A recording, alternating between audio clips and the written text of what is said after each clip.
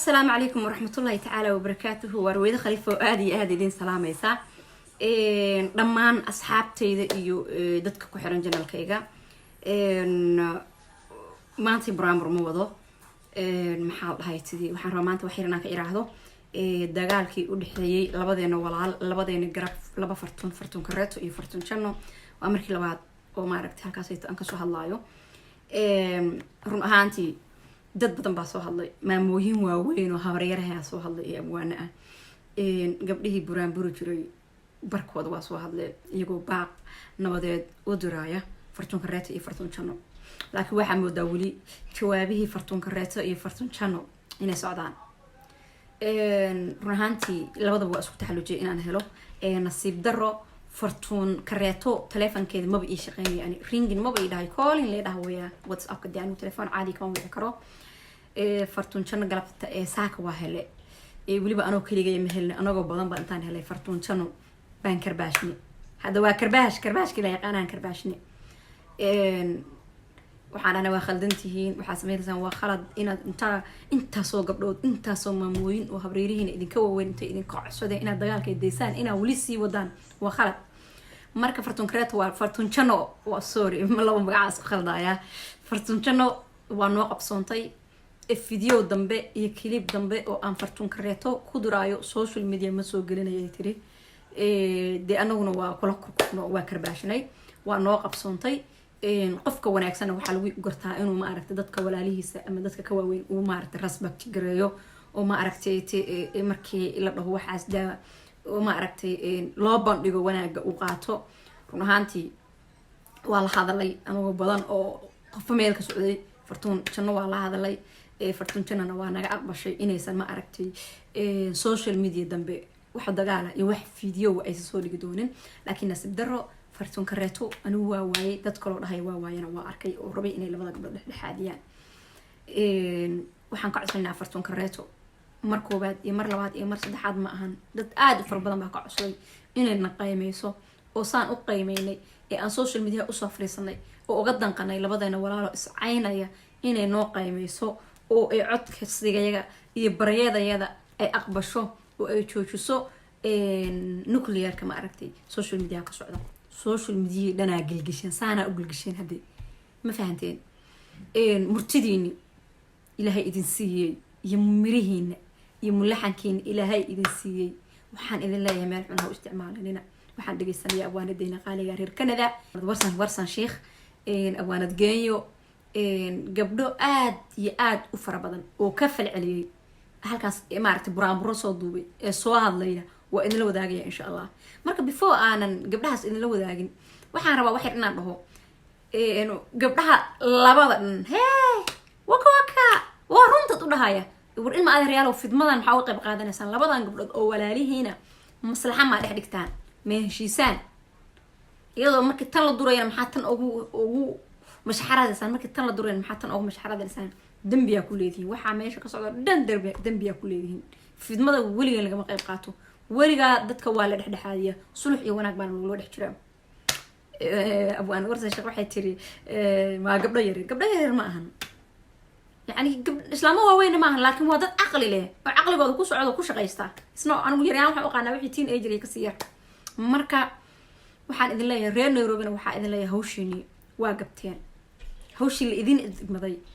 aad iyo aad ba u gabteen ma arag abwaano badan oo reer Nairobi waxaa jooga abwaano badan oo rugcadaa ah ma hayo abwaanadii reer Nairobi ficil ay ka geysteen ma arag hadal ay ka geysteen ma arag geeraar ay ka geysteen ma arag waxay ka hadleen ma arag insha Allah idinku ay reer Nairobi hawshuna idinkay gooniina taale de waxaan leeyahay gogosha dhigo gabdhaha heshiisiya inagoo hadda North America joogna inaan ka soo wada hadalno gabdhii walaalihiin ee Nairobi idin la joogay idinkiina inay ju ka dhihin ilama qurux badna marka waxa idin leeyahay gabdhaha dhexgala waxaan rabaa inaan idin la wadaago buraanburada gabdhaha Soomaaliyeed ee gayiga adduunka jooga ka soo kala tariyeen siday uga soo hadleen iyo siday ma aragtay ugu soo falceliyeen baan rabaa inaan ma aragtay wax idin la wadaago dhageysi wacan iyo aragti wacan ceeb iyo falxumar shalay labadii caysh wadaagtay miidiyaha maanta inay iska cayso dagaalku uu dhamaan doonaa yaan la isku caayin wixii shalay aad isu gasheen yaan la isku caayin wixii shalay aad isu gasheen gabdhaha walaalahaya baaq ayaan u soo jeedinayaa labadiinana codod ayaan idinkugu soo duubay WhatsApp-ka laakiin igama aadan hoos qaadin iimanada soo jawaabinina waa anigoo ah walaashin Genyo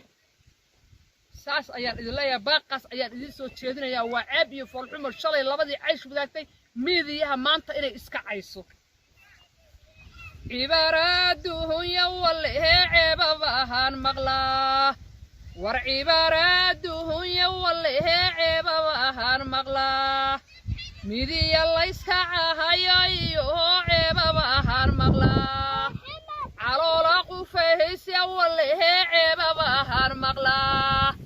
war caloola qufays ya wallahi ceebabahan maqlaa war gabdha nagu culus calaadoodii bahan maqlaa war gabdha nagu culus calaadoodii bahan maqlaa wale ima cajabin codadkaad isdhaafsateen naagu buuxa isleedaha raali hawada ku hormarine fadaale kala aamusa oo jawaabaha kala roonaada hawada isku marinaysiin waa iga talo waa iga walaalnimo waana iga waano ma fahanteen marka baraamur yar oo baaq yar oo idin la wadaagayo oo labadiinaba idin diraayo ayaan halkaa rabaa inaan kaga soo jeedsho waxaa idin leeyahay nabadda wax dhaama ma laha gabdhaha isdagaalay dhawa haaq baan u dirahaya gabdhaha isdagaalay dhawa haaq baan u dirahaya dhalya walaalahatiin oonan kala dhacay laba abwaano oo isku dheefabaatiin dhexdiina wixii ka dhacay way dhibahaya dhiigaydiinay dhayahayna kaday wardiigaydiinay dhayahayna kaday dhib yaroo idinka dhacay waad dhammayn kartaa abwaaninta ila midka habaan mid oranaya abwaaninta ila midka habaan mid oranaya usheeg doorkii ummatahaatihiine miyaad ogeen dagaal muhiim ahaan gabdhahayga quruxda baa inaad ismuquunisaan baan micnaaba lahaa murtiya maha muhusba macbuudka dushiina dhigay sax waaye idu waa mahal maquuraha mawle sida ogyaha waa runta walaalamiidoohobay noqdaa ay kulmido murtida caleeg runteed waaye tuun baahan fariintaan u dirahayaa gabdha walaalaah oo kala hagaabin baad tihiin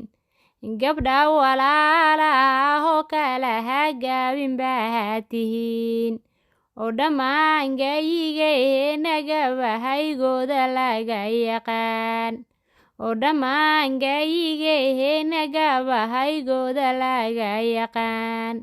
oo dunida gaarsiiyey murtihidooda gees walbaaba oo dunida gaarsiiyey murtihidooda gees walbaaba oo wanaag lagu wada garto oo aad u gaarasha dheer oo wanaag lagu wada garto oo aad u gaarasha dheer waxaanse ka gubanayaa xaaladahan guraacan war laba abwaan oo la kala hadooran baa ha isku diigan gabaya dabka kululya damba habuurada ha isku diirin war gabaya dabka kululya damba habuurada ha isku diirin gabaya deelabli iyo dehel qafyabay isku diir war gabaya daalabli iyo dehel qafyabay isku diir gabayaan dadkuba jeclayhinba isku diirahayaan war shaydaan isku kiindirihinoo dariidin dhexgaal laba fartuunaba dado hoonoo dagaalka dhig war laba fartuunaba dado hoonoo dagaalka dhig wanaaga lagu dagaahayo dambi baa lahayn war wanaaga lagu dagaahayo dambina lahayn war ma iska daysa andaga